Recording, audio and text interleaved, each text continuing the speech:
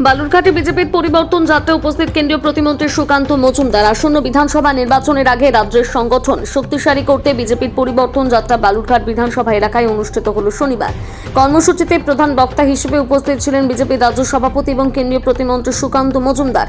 তার উপস্থিতিতে কর্মী সমর্থকদের মধ্যে ব্যাপক উৎসাহ লক্ষ্য করা যায়। এদিন পরিবর্তন যাত্রা রথ বালুরঘাটের বিভিন্ন এলাকা পরিক্রমা করে। পথে পথে সাধারণ মানুষ এবং দলীয় কর্মীরা রথকে স্বাগত জানান। পতাকা, ব্যানার ও স্লোগানে মুখরিত হয়ে ওঠে গোটা এলাকা। বিজেপি নেতৃত্বের দাবি, রাজ্য পরিবর্তনের বার্তা মানুষের কাছে পৌঁছে দিতেই যাত্রার আয়োজন করা হয়েছে।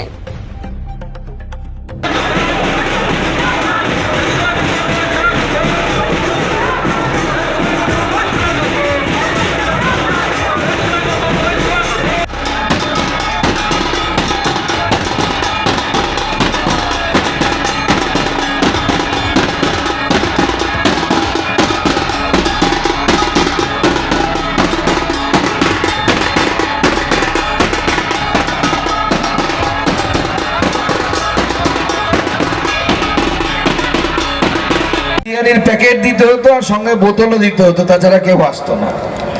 তৃণমূল পারত না এর মধ্যে সভা করতে।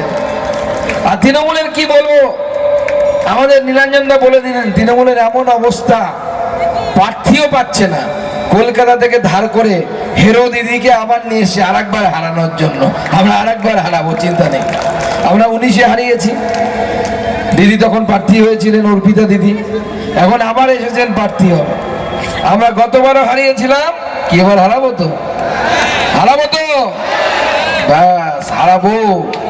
আর দেখুন আমরা আসছি, আমাদের রথ দেখে আমাদের যে আনন্দ, তার থেকেও দেখে তৃণমূলের আনন্দ। তৃণমূল দেখুন সব জায়গায় পতাকা লাগিয়েছে স্বাগত করার জন্য আমাদেরকে।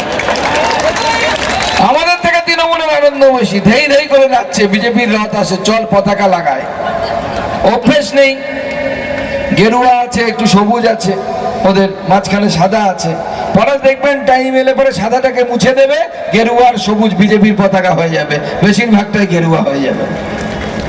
তো তৃণমূলকে বলবো, এ ছিচকা দুনিগিরি করে কি লাভ? ছিচকে চোর হয়ে লাভ নেই।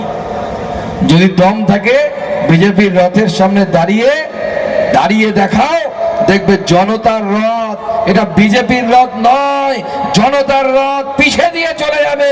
জনতা জনার্দন এই রথকে সামনে নিয়ে যাচ্ছে।